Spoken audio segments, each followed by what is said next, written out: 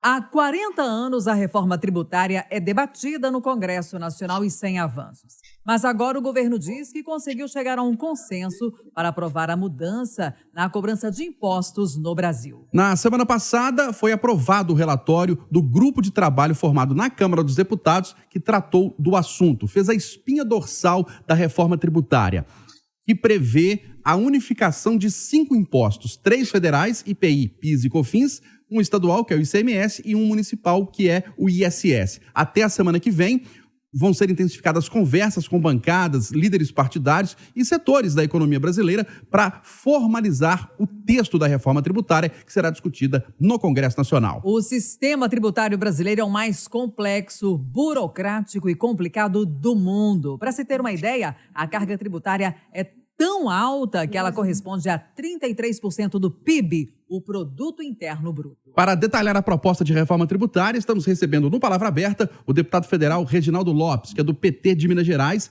vice-líder do governo no Congresso e coordenador do grupo de trabalho na Câmara que tratou desse tema. Deputado, obrigado pela sua presença aqui no Palavra Aberta, é um prazer.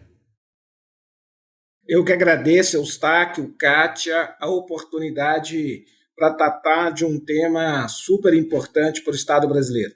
A reforma tributária é, na minha opinião, a principal reforma do Estado brasileiro nesta década do século XXI. Deputado, e vamos começar explicando então qual que é o centro, qual que é a principal mudança que esse relatório propõe. É unificação de impostos, mas ela de fato vai se traduzir em baixa carga tributária, principalmente para o cidadão comum? Então, Kátia e Eustáquio, a reforma tributária, eu diria que ela tem que responder 3 grandes desafios, né? O desafio federativo, você precisa de um sistema tributário que fortaleça o nosso modelo federativo brasileiro, a nossa república federativa, né? As suas 3 instâncias, Estado, União e os municípios. Precisa também de responder o desafio intersetorial da economia, ou seja, como que os setores econômicos vão ganhar com o novo sistema tributário. E o mais importante, melhorar a vida do povo, ou seja, como a reforma tributária vai gerar mais empregos, oportunidades, diminuir a desigualdade social, né? Ou seja, que é necessário diminuir a desigualdade tributária, como que a reforma vai ajudar a aumentar a renda per capita, como que o Brasil vai crescer e distribuir mais riqueza para o seu povo. Então, esses são os desafios da reforma tributária.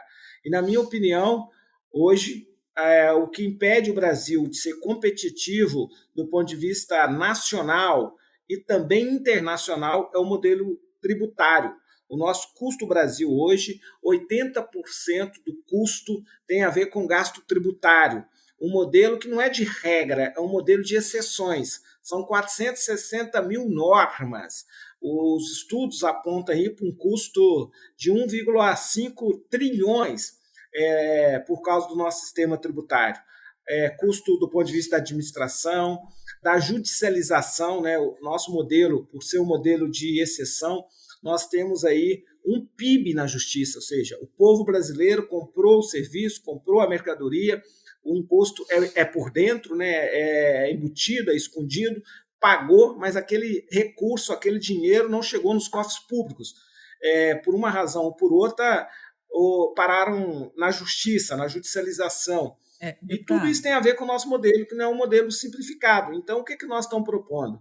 Nós queremos unificar como os países no mundo assim o fazem, ou seja, de 195 países da ONU, filiado à ONU, 174 países, eles unificaram os seus impostos sobre consumo num único imposto, que eles falam de imposto de valor agregado, né? Ou seja, é aquele imposto que ele é cobrado no produto final.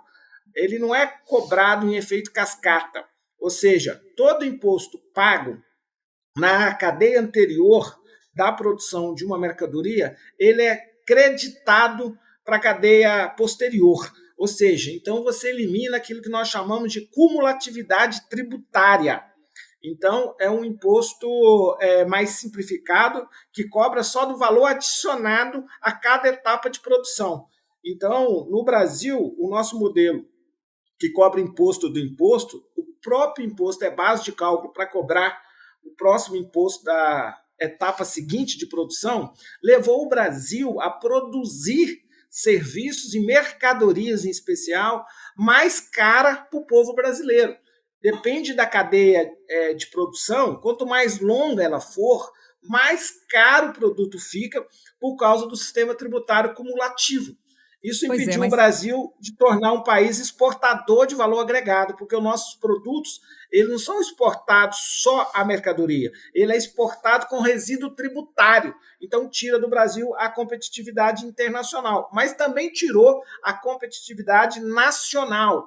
O Brasil ficou um país difícil de exportar com valor agregado e ficou um paraíso de importação de produtos de valor agregado. Isso significa que o Brasil está perdendo empregos. O Brasil está exportando seus empregos para outros países. Deputado, nesse consenso que o governo diz ter chegado, União, estados e municípios estão abrindo mão de parte da arrecadação?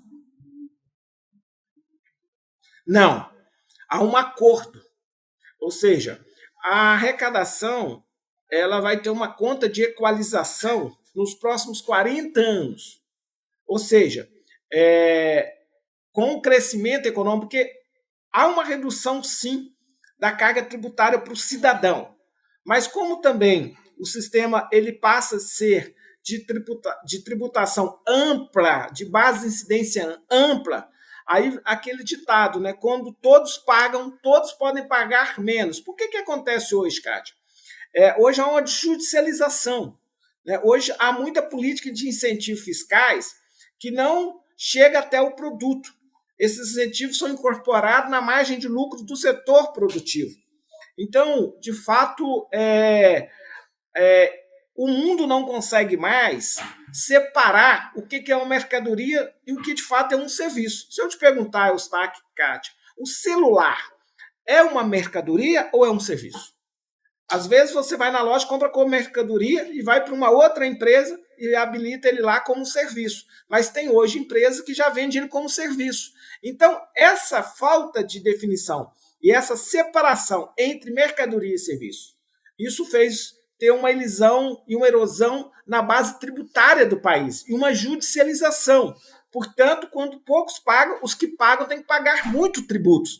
Então, de fato, o que nós estamos fazendo é uma mudança no nosso sistema tributário. E ao invés também de cobrar o imposto na origem, onde produz, onde emite a nota fiscal, nós vamos cobrar o imposto agora no destino, porque é mais justo do ponto de vista federativo. Não tem sentido uma pessoa que mora numa cidade, vive lá, utiliza os serviços públicos daquela cidade, comprar um produto e mandar lá para a origem, onde fabricou o produto, mandar o imposto. Então, também nós estamos mudando para o destino. E outra coisa importante é que hoje, Kátia e Eustáquio, eu dou uma passagem para Paris para vocês dois, se vocês acertarem quanto de imposto vocês pagaram no celular quando vocês compraram, o imposto sobre consumo. Ninguém sabe, nem quem produziu o celular sabe, porque a cada etapa daquele celular foi tributado. Ou seja, acumulatividade. Então, na verdade, nós vamos cobrar um imposto agora, Kátia e Eustáquio, por fora, não por dentro, não embutido, não escondido. Quando o cidadão pegar um celular, for comprar um celular, e ele custar R$1.000, se o imposto de valor agregado for 25%, ele vai pagar 1.250. 1.000 é o aparelho, a matéria-prima, foi o que custou para fabricar, e 250 será o preço dos impostos. Então, do imposto, né? Porque o imposto será único, imposto de valor agregado. Então, transparência. E o mais importante é que o cidadão, Kátia e Eustáquio, vai saber para onde está indo esse dinheiro, esse recurso. Quantos por cento foi para a União, quantos por cento foi para o Estado e quantos por cento foi para o município. Deputado, há uma proposta, né, um acordo já para votar o texto da reforma tributária no primeiro semestre na Câmara dos Deputados e no segundo semestre no Senado. E aí já teremos uma nova modalidade de imposto, então, nesse ano de 2023, com o IVA, Imposto de Valor Agregado Nacional, e o IVA subnacional para estados e municípios, reunindo, né, unificando IPI, PIS, COFINS, ICMS e ICMS. Isso até o final do ano, então. E além disso, na verdade, falar dessa previsão aí de tramitação, Quando é que isso vai refletir para o cidadão comum? Em quanto tempo que as pessoas vão passar a pagar menos impostos? Você tem várias transições. Você tem a transição para a sociedade e a transição para o setor produtivo. A ideia é que possamos votar na Câmara dos Deputados no primeiro turno, né, e segundo turno no primeiro semestre, e no Senado, primeiro e segundo turno no segundo semestre. Aí a PEC é promulgada. Agora, a regulamentação do novo tributo se dará por leis complementares. Então, no ano de 2024, nós vamos votar o detalhamento da implementação do novo sistema tributário brasileiro. E aí, em 2025 e 2026, nesses 2 anos, nós vamos unificar primeiro os impostos federais, IPI, PIS e a CONFINS. E vamos criar o Imposto de Valor Agregado Nacional. Aí vai ter o ano teste da alíquota, vamos chegar o valor da alíquota desse imposto, né? Porque o nosso compromisso é não haverá aumento de carga tributária. Ponto. Né?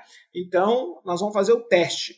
Aí depois, 27, 28, 29, 30, 31, ou talvez até um pouquinho mais, é que nós vamos fazer a transição de eliminar o ICMS e o SS e criar o Imposto de Valor Agregado subnacional dos estados e dos municípios. Então, essa é a transição para a implementação do Imposto de Valor Agregado. Né? Por que essa transição é mais longa? Porque, de fato, até 2032, tem um projeto de lei que foi aprovado na Câmara, um projeto de lei complementar 160, que convalidou todos os benefícios fiscais estaduais, ou seja, aqueles benefícios que foram concedidos nos estados. Então, nós temos que garantir essa transição e respeitar todos esses benefícios convalidados no PLP 160 até 2032. Portanto, nós vamos fazer uma transição mais longa, justamente para a gente honrar todos esses compromissos que os governadores deram para os seus investidores nos estados. Nós recebemos o Palavra Aberta, o deputado federal por Minas Gerais, Reginaldo Lopes, do Partido dos Trabalhadores, detalhando a proposta de reforma tributária que deve ser votada ainda no primeiro semestre na Câmara dos Deputados. Deputado Reginaldo, obrigado pela presença do senhor, um grande abraço. Eu que agradeço, Eustáquio, Cátia, vocês podem ter certeza que com a reforma tributária a economia cresce e todos ganham. Nós vamos aumentar a renda per capita do povo brasileiro em R$6 mil, R$500 por mês, só por causa da reforma tributária, da simplificação e do aumento de competitividade. E a economia brasileira vai crescer de 12% a 20% em 10 anos, só por causa da reforma tributária. Então, isso vai promover um crescimento de todos os setores econômicos. E vamos aumentar a arrecadação. Só para terminar, um município pequeno que recebe hoje uma renda per capita de R$50, eles passarão a receber uma renda per capita de R$360. Então, pode ter certeza, com esse novo modelo tributário simplificado, não judicializado, com transparência, vai fazer a economia brasileira crescer. E com o crescimento econômico, todos ganham. Obrigado, Cátia. Obrigado, Eustáquio. Obrigada, até a próxima.